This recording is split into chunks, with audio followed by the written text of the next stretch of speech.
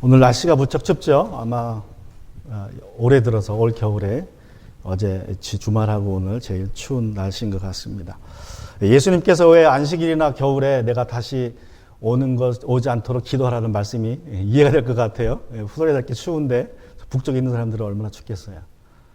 또 지난 몇 주 전에는 북쪽에 눈이 너무 많이 와서 95번 하이웨이에서 하룻밤을 지낸 분들도 많이 계시죠. 추운 겨울에 눈 내리고 차가 묶여가지고 운행을 못해서 24시간 동안 묶여 있었다는 뉴스를 보았는데, 차가 있어도 움직이지 못하면, 그죠? 겨울에 어떻게 우리가 주님 오셔서 만약에 피해야 된다면 어떻게 도망갈 수 있겠습니까? 그래서 오늘 아침에 일어나서 교회 오면서 든 생각이, 이렇게 플로리다 추운데 정말 주님 다시 오시면 도망치기 힘들겠다.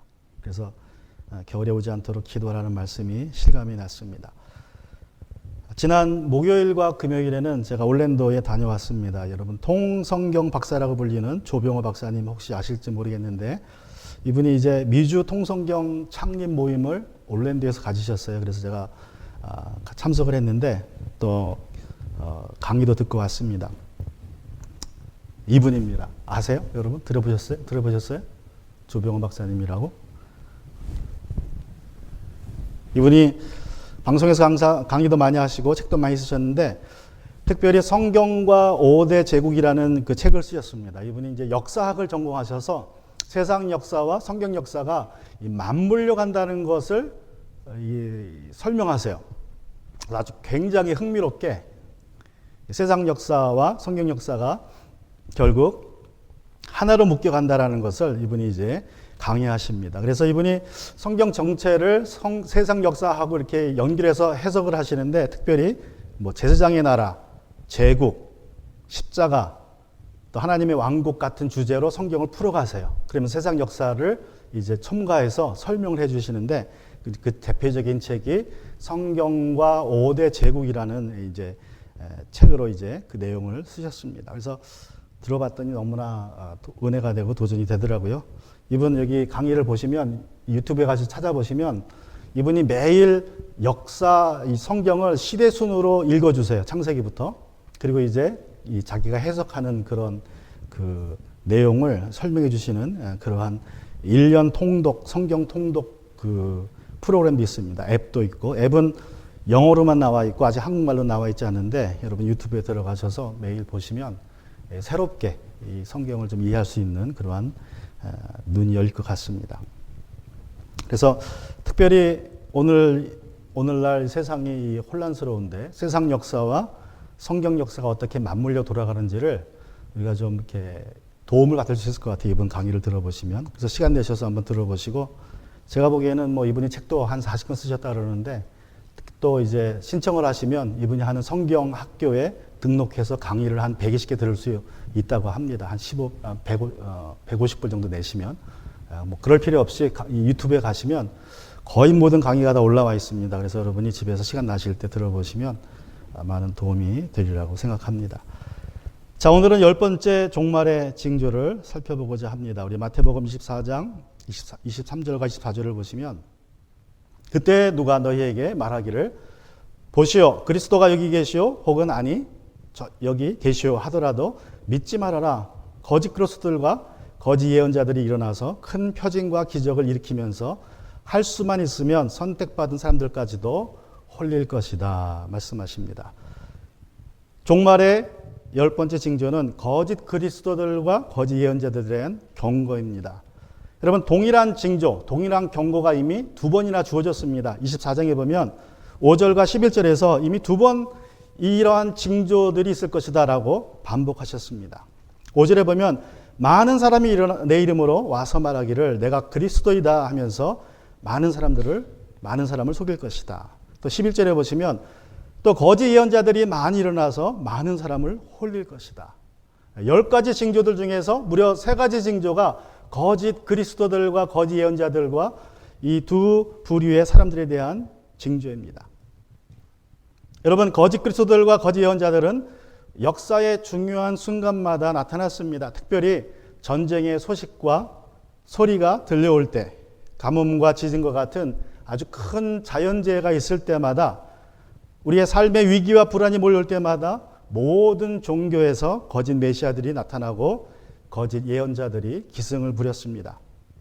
뿐만 아니라 우리 11절의 내용에 보면 우리 믿는 자들이 핍박을 받을 때마다 교회 안에서 거짓 예언자들이 많이 일어났습니다. 지난 수년 동안 한국과 미국뿐만 아니라 전 세계가 정치적으로 경제적으로 혼란에 빠지면서 여러 사람들이 한국과 미국의 미래에 대하여서 또 세계의 종말에 대해서 많은 예언을 쏟아놓았습니다. 그 중에 제가 아는 대표적인 사람이 조나단 칸이라는 유대인 랍비입니다. 이분입니다. 조나단 칸, 이분이 더 하빙거라는 책을 썼어요. 이 책이 미국에서 베스트셀러가 되면서 많은 미국 사람들의 관심을 얻었고 또 그리스도인들의 관심을 받았습니다. 또 이분이 The Mystery of the Shemitah 해가지고 밑에 제목을 보면 3,000 year old mystery, 3,000년 된 그 신비 That holds the secret of America's future, world's future, and your future. 미국과 세계와 여러분의 미래를 알려주는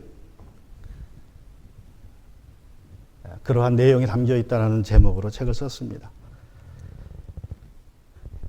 저도 이제 어떻게 이분의 유튜브를 보면서 강의를 들어보니까, 설교를 들어보니까 굉장히 마음에 도전이 되더라고요. 그리고 이제 그것을 해석하는데 정말 이분의 강의를 들으니까 이분이 정한 날짜, 그게 날짜가 2010몇 년도에 9월달 대속죄일을 전후해서 하나님의 큰 신년이 올 거다. 그러니까 이분은 이제 일종의 세상이 그때를 기준으로 경제가 완전히 망하고 신년이라는 게 뭐죠? 모든 걸 돌려주는 거죠. 원자리로 회복시키는 건데 그러한 회복의 역사가 일어날 거다라고 한 2, 3년 동안 엄청나게 유튜브에 나왔어요. 일반 기독교 방송에서도 많이 나와가지고 이분이 경제적인 몰락, 정치적인 몰락을 이제 예언했습니다. 날짜를 거의 정확한 날짜는 아니지만 몇 년도 9월달 대속죄일을 기준으로 해서 신년이 시작될 것이다. 그래서 이분이 그 유엔에서도 연설을 했고 모든 기독교 방송에서 나와서도 이제 자기가 발견한 내용들을 이제 강조를 했습니다. 그러면서 동시에 어떤 일이 일어나냐면 모든 기독교 방송국에서 자 이제 경제적인 몰락이 올 거고 정치적인 몰락이 오기 때문에 준비해라. 이제 물건을 살 수 없는 시대가 올 것이다. 식량을 구할 수 없는 시대가 올 것이다. 그래가지고 비상 식량을 막 팔았습니다.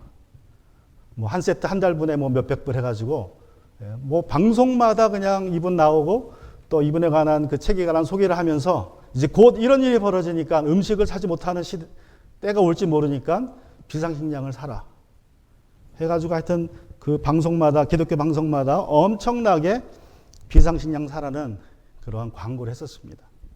저도 이번에 설교를 들으면서 정말 들으면 진짜 그럴 것 같더라고요. 그냥 너무너무 아주 흥미롭게 구체적으로 미국 경제사를 얘기하고 세계 경제사를 얘기하면서 성경하고 같이 끼워 맞춰 가는 거예요. 그래서 저도 한때 이번 강의를 듣고 설교를 듣고 야 그럴 수도 있겠다. 준비는 해야겠다라는 생각을 했던 적이 있습니다. 그런데 아쉽게도 그날이 됐는데 아무 일이 일어나지 않았어요. 그리고 이제 이분이 나중에 한 변명이 뭐냐. 또 이분의 이렇게 주장하니까 이분의 주장에 대한 반론이 있었는데 그 반론 중에 하나가 뭐냐면 이분은 이제 유대인의 달력에 근거해서 이제 그 말을 한 거예요. 유대인의 달력을 계산했더니 이때쯤 2020년 언제 그 속죄일에 경제가 몰락할 것이라는 것을 예측을 했는데 그거에 대한 반론이 뭐냐 하면 유대인의 달력을 잊어먹었답니다. 랍비들이. 하도 이제 이분들이 쫓겨다니면서 포로 생활을 많이 하다 보니까 그 달력을 카운트하다가 유대인들이 잊어먹었대요. 그래서 정확한 날짜를 모른대요, 사실은. 이 사람들도. 몇 년이 면제가 무슨 일이 일어났는지를 아는 유대인이 아무도 없답니다. 그래서 결국 이분도 나중에 변명하기를 자기가 기준으로 삼았던 유대인 달력이 정확치 않았기 때문에 자기 예언이 틀렸다 이렇게 얘기하더라고요. 인정하더라고요. 결국은 자기도 아무도 유대인의 달력을 정확하게 가지고 있지 않기 때문에 내 주장도 틀렸다. 잘못된 달력에 근거해서 주장한 것이라고 인정을 했습니다. 그래서 이제 이번 이야기가 쏙 들어갔는데 요새 또 다시 이제 나와요. 또 수년 전에, 7년 전에 어떤 아프리카의 목사님은 한국에서 큰 전쟁이 터질 것이라고 예언하기도 했습니다. 또 어떤 한국 여자 목사님은 이제 한국이 혼란스러워질 거니까 한국에 있지 말고 뉴질랜드로 가서 공동체를 만들어서 이제 살기도 했습니다. 여러분, 지금도 그런 예언을 하는 분들이 많이 있습니다. 지금 세상 돌아가는 일을 보아서 언제쯤 전쟁이 날 것 같다. 예상은 누구나 할 수 있습니다. 예측은 할 수 있지만, 그런데 중요한 것은 그러한 개인적인 추측에 근거해서 그것을 하나님께 받은 계시라고 말하는 것은 조심해야 됩니다. 예측은 할 수 있지만 하나님이 말씀을 주셨다라고 강조하면서 자기의 말에, 계시의 말에 따라야 된다라고 강요하는 것은 굉장히 조심해야 됩니다. 왜냐하면 하나님께서 우리에게 분명히 주신 그 징조는 무엇입니까? 성전이 세워지고 거기에 불법자가 나타나는 것이 제일 분명한 종말의 징조입니다. 그때가 되면 우리 스스로가 판단할 수 있어요. 그러나 그 전에 일어난 일들에 대해서는 예측은 할 수 있어도 하나님이 나에게 주신 개인적인 예언의 말씀이고 반드시 이 예언의 말씀을 지키고 순종해야 된다라고 말하는 것은 조심해야 되고, 또 그렇게 말하는 사람들을 조심해야 됩니다. 여러분, 지금 코로나 팬데믹으로 세상 돌아가는 것이 수상합니다. 백신 패스로 인해서 건강상 이유로 개인의 자유가 침해되는 것이 싫어서, 또 이런저런 이유로 캘리포니아 같이 아주 강하게 백신을 강제하는, 또 뉴욕과 같이 백신을 강제하는 주를 떠나서 텍사스나 플로리다로 이주하는 것은 개인의 선택이지만 그것을 강요하는 것은 우리가 조심해야 됩니다. 각자가 기도하고 하나님께 받은 확신에 따라 처신해야 됩니다. 백신의 부작용을 감수하고라도 내가 백신 맞고 내가 하나님의 일을 하겠다, 내 일을 하겠다라고 하면 뭐 어쩔 수 없어요. 그분의 결정이니까. 그러나 안정성이 확보되지 않은 백신을 맞는 것도 싫고 자유가 억압되는 것도 싫어서 내가 캘리포니아를 떠나 다른 곳을 가겠다라고 결정하고 이주할 수 있습니다. 물론 저는 후자를 추천합니다.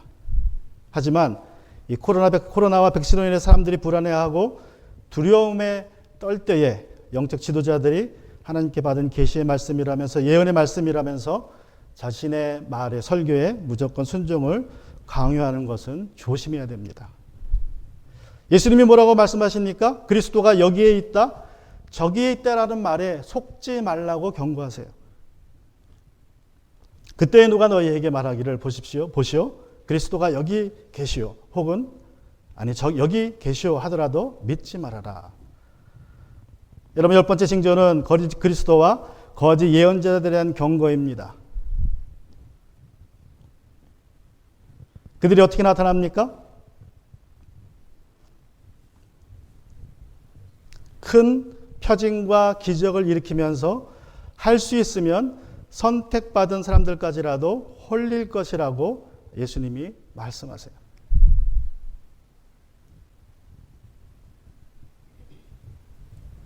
어떤 표징과 기적들을 그들이 행합니까? 우리가 살펴보고 있는 데살로니가 후서 2장에도 보면 2장 9절에서 그 불법자에 나타나심은 사탄의 작용에 따른 것인데 그는 온갖 능력과 표징과 거짓 이적을 행하고, 또 요한계시록 13장 13절 14절에 보면 또 그 짐승은 큰 기적들을 행하였는데 사람들이 보는 앞에서 하늘에서 불이 땅에 내려오기도 하였습니다. 그리고 그 첫째 짐승을 대신하여 행하도록 허락받은 그 기적들을 믿기로 해서 땅 위의 사람들을 미혹하였습니다. 땅 위에 사는 사람들에게 칼에 맞아서 상처를 입고서도 살아난 그 짐승을 위하여 우상을 만들라고 하였습니다. 요한계시록 16장 14절은 그들은 귀신의 영으로서 기이한 일을 행하면서 온 세계의 왕들을 찾아 돌아다니는데 그것은 전능하신 하나님의 큰 날에 일어날 전쟁에 대하여 왕들을 모으려고 하는 것입니다. 여러분, 우리가 상상을 초월한 큰 능력과 기적을 행할 것이라고 말합니다. 이게 우리의 눈앞에서 펼쳐져요. 그런데 이 큰 표징과 기적들뿐만 아니라 거짓 그리스도들과 거짓 예언자들이 이제 합작해서 둘이 연합해서 사람들을 미혹합니다. 그래서 이 세 번째 미혹이 굉장히 무섭습니다. 거짓 그리스도들에게 많은 거짓 예언자들이 추종자로 따라 붙습니다. 24절에 보면 거짓 그리스도들과 거짓 예언자들이 일어나서,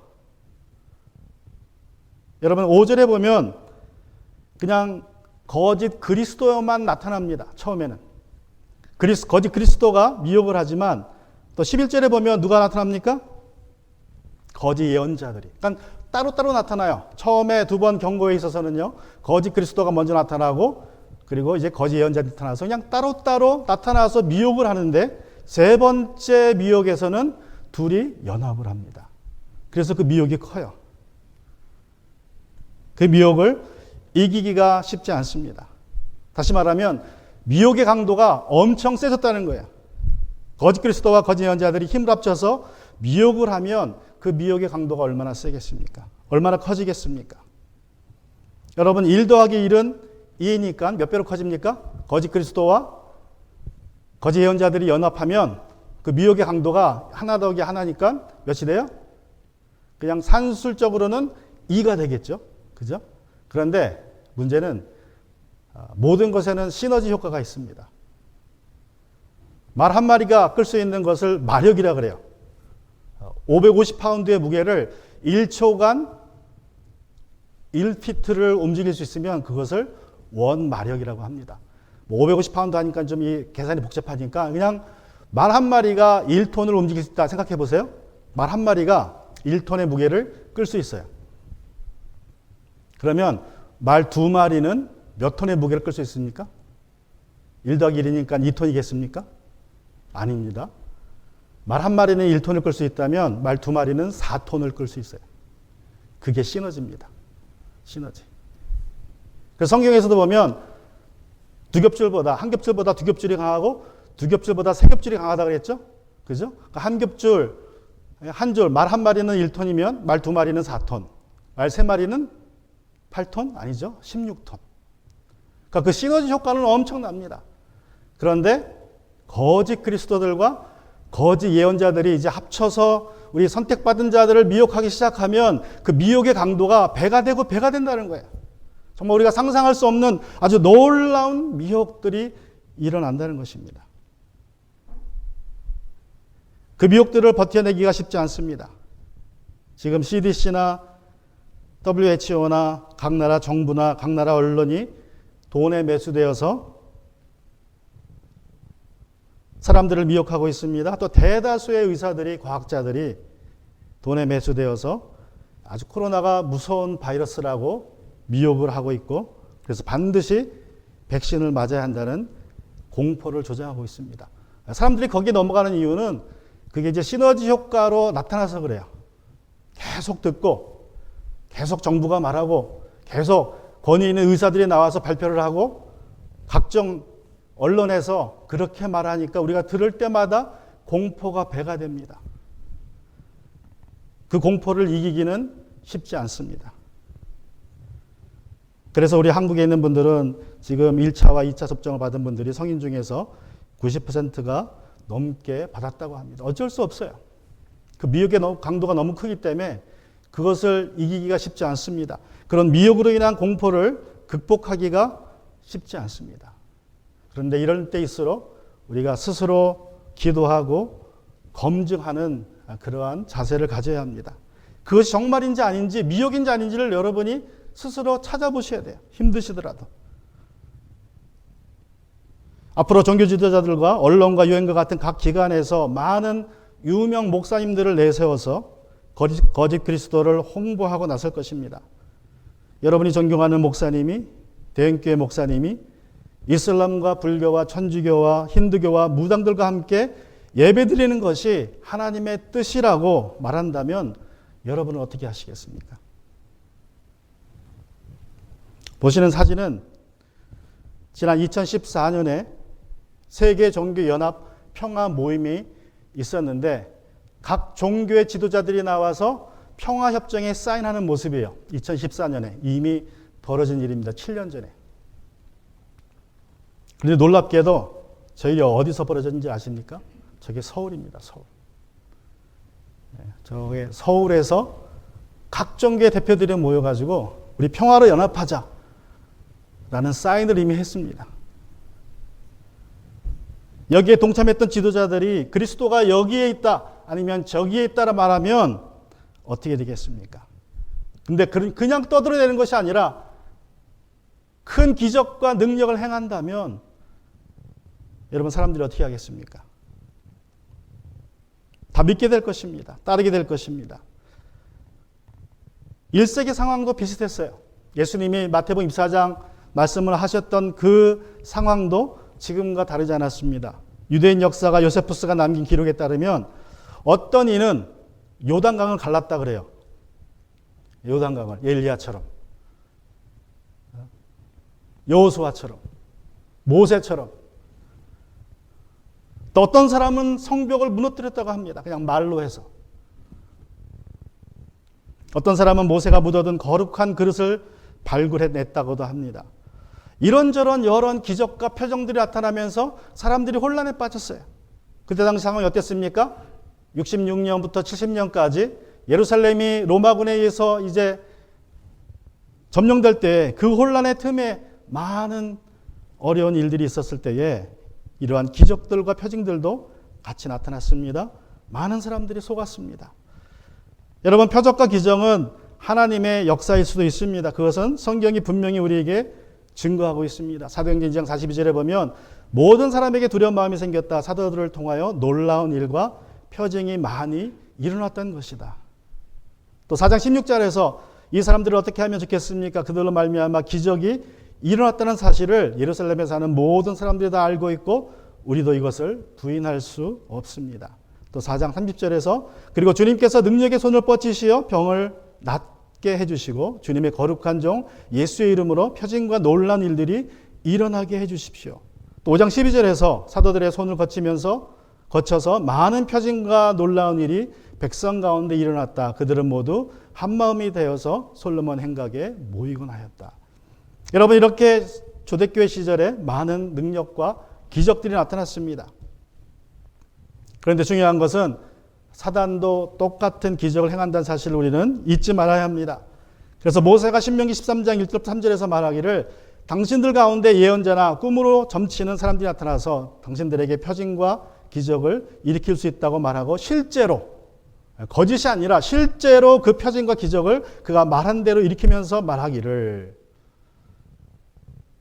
너희가 지금까지 알지 못하였던 다른 신을 따라가 그를 섬기자 하더라도 당신들은 그 예언자나 꿈으로 점치는 사람의 말을 듣지 마십시오. 왜 듣지 말아야 합니까? 이것은 주 당신들의 하나님이 당신들이 정말 마음을 다하여 정성을 다하여 주 당신들의 하나님을 사랑하는지를 알고자 하셔서 당신들을 시험해 보시는 것입니다. 여러분, 그래서 기적과 표징이 우리의 믿음의 기준이 될 수는 없습니다.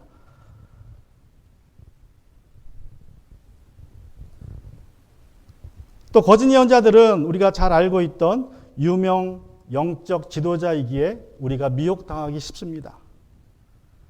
여러분, 거짓 예언자가 나타나면 우리가 쉽게 분별할 수 있을 것 같지만 실상은 그렇지 않습니다. 왜 그렇습니까? 앞에서 말씀드린 대로 조나단 칸 같은 그렇게 알려진 유대인 기독교인 랍비가 설교를 잘하다가 갑자기 자기의 주장을 그렇게 해놓으면 그걸 자꾸 듣게 되다 보면 그냥 넘어가는 거예요. 그냥 그 말에 혹하게 됩니다. 내가 잘 아는 목사님, 내가 존경하는 목사님, 아주 훌륭하신 목사님이 설교 잘 하시다가 어느 순간 이제 좀 성경에서 벗어난 설교를 하기 시작하면 나도 모르게 거기에 젖어 들어간다는 것입니다. 그 말을 듣게 되고 그가 말하는 대로 믿게 되고 결국 미혹될 수 있다는 것입니다. 여러분, 거짓 예언자들은 갑자기 나타나지 않습니다. 지금 유명한 목회자들이 거짓 예언자들로 변질될 수도 있습니다. 여러분, 구약에 나오는 거짓 예언자들이 처음부터 거짓 예언자들이 아니었습니다. 그들은 처음에 순수했고 하나님의 말씀을 잘 받아서 전하다가 한순간에 변질되는 것입니다. 어떤 결정적인 사건에 있어서 변질되는 것입니다. 그래서 우리가 존경하는 목사님들이, 영적 지도자들이 한순간에 변질되어서 거짓 예언자로 나타날 수 있다는 사실을 여러분 기억하셔야 됩니다. 나에게 은혜를 주셨던 분, 설교가 너무나 은혜가 되고 감동되고 위로가 되고 도전이 되고 이 살기 힘든 이 현대 사회에 정말 힘이 되는 설교였는데, WCC가 아무 문제 없다고 설교하시는 목사님들, 동성애가 괜찮다고 설교하시는 목사님들을 조심해야 됩니다. 여러분, 이 이단 WCC의 정체를 보면 굉장히 종교다원주의적이고 예수님이 유일한 주님이라는 것을 부인하고 공산주의를 강조하고 또 이상한 성경적이지 않은 성생활을 인정하는 그러한 모임입니다. 이런 것이 괜찮다고 연합하는 것은 하나님께 대적하는 것이고 거짓 자신이 거짓 예언자임을 드러내는 것입니다. 여러분, 옛날에 전도관 아시죠? 박태선 장로 여러분 아시죠? 그분도 처음에는 건전했습니다. 말씀 전하다가 기적이 나타났고 기적을 행하게 되었고 많은 추종자들이 생기기 시작했는데 어느 순간부터 변질되어서 전도관을 만들었습니다. 이단이 되었습니다. 이만희나 정명석도 비슷합니다. 처음부터 그렇게 이상하지 않았는데 조금씩 이상해지다가 아주 이상해졌습니다. 그래서 성경은 사단이 광명의 천사로 나타난다라고 말씀하고 있는 것입니다. 그들이 아주 능력 있게 말씀을 선포하고 그리고 큰 기적과 표징을 행하면 그러면서 그리스도가 여기 있다 저기 있다라고 말할 것입니다. 그것에 우리가 미혹되지 말아야 합니다. 이레미야 28장에 보면 하나냐라는 선지자가 나옵니다. 이 하나냐라는 이름의 뜻은 야훼는 은혜로우시다라는 뜻이에요. 하나냐. 얼마나 은혜로운 이름입니까? 여러분, 그는 예루살렘에서 인정받고 존경받는 예언자였습니다. 그는 어느 날 성전에서 모든 제사장들과 모든 예루살렘 백성들 앞에서 하나님께서 바벨로니아 왕의 멍에를 꺾어주시고 바벨론 왕이 가져간 모든 성전 기물을 다 되돌려 줄 것이다라고 말씀을 선포했습니다. 그러자 예레미야가, 그 말 듣던 예레미야가 그렇게 되면 오죽하겠습니까? 라고 이제 하나님의 뜻을 전했습니다. 예레미야는 나무 멍에를 메고 다니면서 앞으로도 우리가 이 멍에를 70년을 더 메고 가야 된다라고 그는 설교했어요. 그러자 하나니아가 그의 멍에를 벗어던지고 깨버렸습니다. 아니다. 내가 받은 하나님의 말씀은 하나님께서 이 멍에를 깨주신다고 했다. 이제 평화가 올 것이다. 성전이 회복될 것이다 라고 선포했을 때에 예레미야는 다시 집에 가서 부러진 그 나무 멍에 대신 쇠 멍에를 메고 나왔습니다. 그리고 핍박받았습니다. 예레미야는 하나냐를 향하여서 당신은 거짓 예언자이고 당신은 곧 죽게 될 것이라고 선포하였고 마침내 그의 7월에 하나냐가 죽었다고 성경을 기록하고 있습니다. 여러분, 선택받은 자들도 홀릴 정도의 미혹이라면 정말 우리가 상상할 수 없는 엄청난 미혹이 다가올 것이라고 말씀하고 있는 것입니다. 교회 안에 설교 잘하고 존경받는 목회자들이 언제라도 거짓 예언자들로 변질될 수 있다는 뜻입니다. 여러분, 거짓 예언자들이 나타나서 그리스도가 여기 계신다 저기 계신다 해도 믿지 말라고 경고하시는데 그 이유가 무엇입니까? 25절부터 7절까지 보시면 보아라 내가 너희에게 미리 말하여 둔다. 그러므로 그들이 너희에게 보아라 그리스도가 광야에 계신다 하고 말하더라도 너희는 나가지 말고 그리스도가 골방에 계신다 하더라도 너희는 믿지 말아라. 번개가 동쪽에서 나고 서쪽까지 번쩍이듯이 인자가 오는 것도 그러할 것이다. 유대인들은 전통적으로 메시아가 어느 순간에 갑자기 나타난다고 믿고 있습니다. 그냥 어느 순간에 짠 하고 나타나서 우리를 구원해 주실 것이다 라고 그들은 메시아 사상을 그렇게 믿고 있었어요. 그러니까 비밀리에 오셔서 준비하시다가 이제 나타나시는 메시아라고 그들은 믿었습니다. 왜 그러냐면 성경에 보면 모세가 그랬어요. 모세가 어떻게 합니까? 처음에 자기 힘으로 이스라엘 백성을 구하려다가 실패해서 살인자가 되어서 광야로 도망칩니다. 그래서 잊혀져요. 40년간 광야에 살면서 모세는 잊혀집니다. 그리고 하나님 나타나서 부르셨을 때에 그는 거절합니다. 나는 돌아갈 수 없습니다.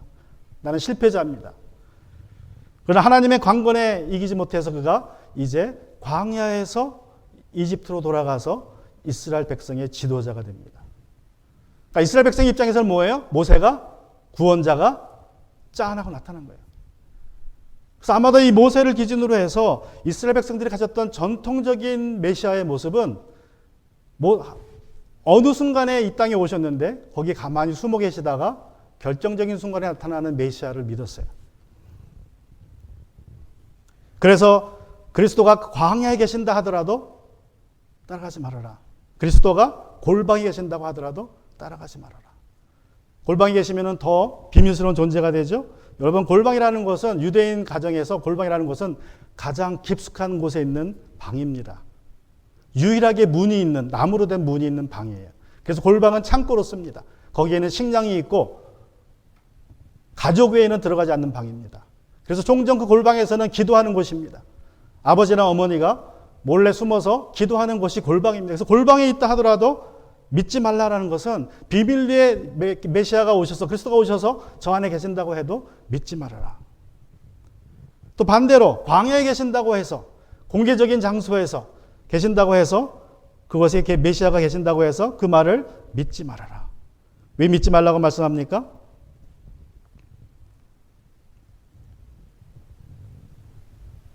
혹시라도 이 그리스도가 나타나서 광야에 계신다 또는 골방에 있다라고 거짓 예언자들이 말할 때에 그냥 말하지 않고 만약에 기적까지 행하면서 말한다면 사람들이 많이 넘어가겠죠. 그죠? 앞에서 말한 그 큰 기적과 표징들을 행하면서 그리스도가 여기 계신다, 저기 계신다, 광야에 계신다, 골방에 계신다, 지금 이스라엘에 오셨다 또는 어디에 오셨다라고 선포한다면 많은 사람들이 미혹될 것입니다. 여러분이 보시는 사진은 이 동영상인데 제가 틀어드리면 어느 가수의 공연장입니다. 근데 이제 그 가수가 공연할 때에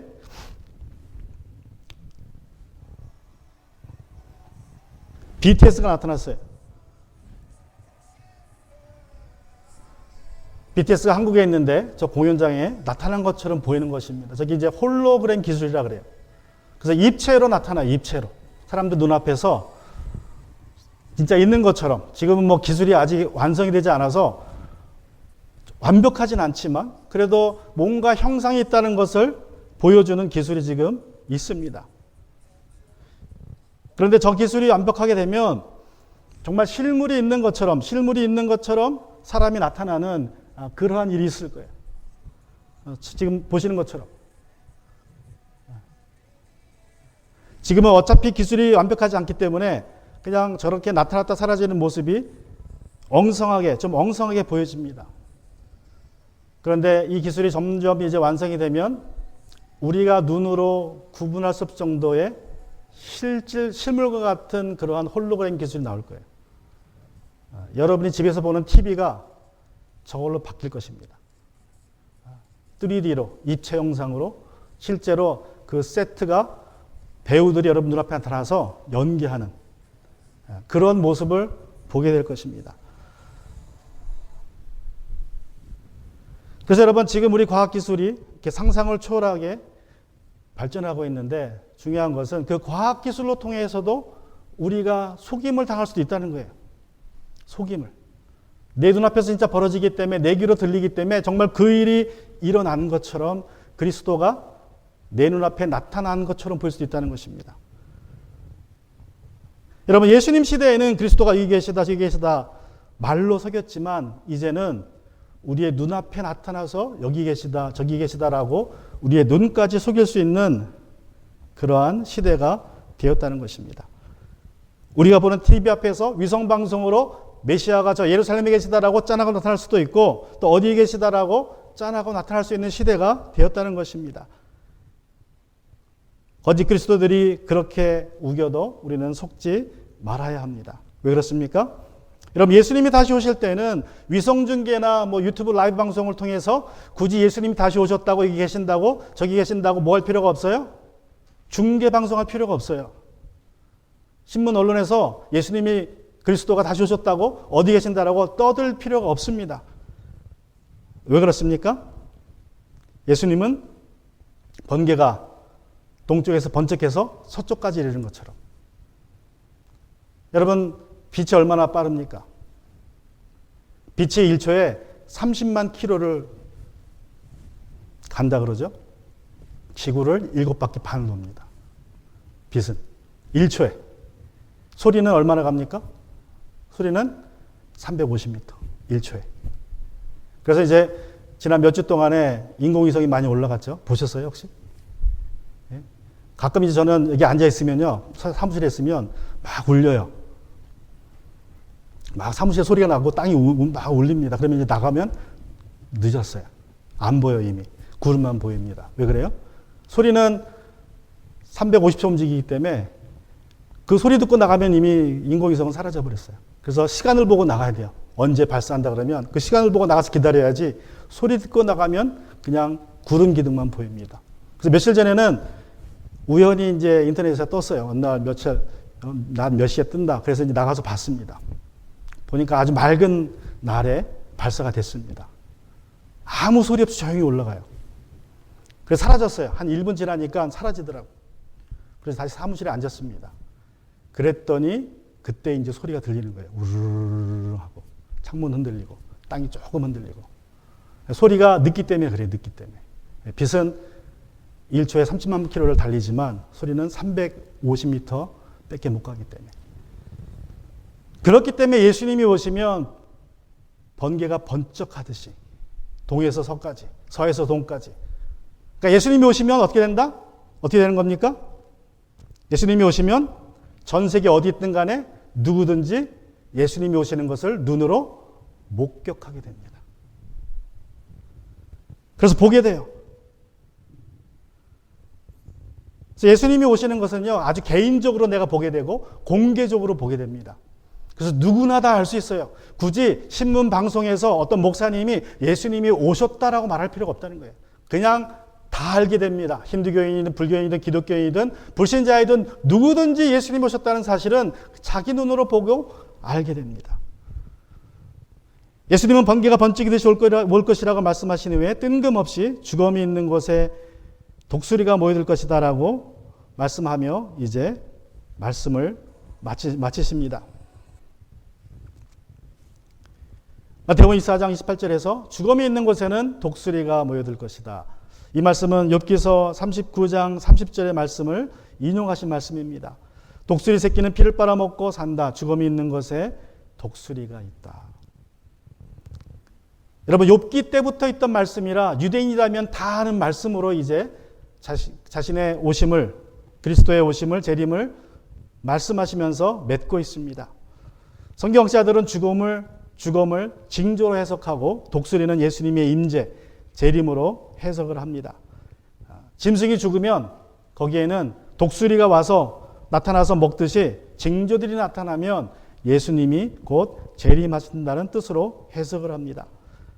여러분, 지금 지진의 징조들이 나타나고 있고 전쟁의 징조들이 나타나고 있고 기근의 징조들이 나타나고 있습니다. 백신으로 사회뿐만 아니라 교회가 접종자와 비접종자로 나누어지고 있고 다수가 된 접종자들이 소수의 비접종자들을 핍박할 수 있는 분위기도 만들어지고 있습니다. 그래서 서로에 대한 사랑이 식어지고 서로 넘겨주는 분위기로 만들어지고 있습니다.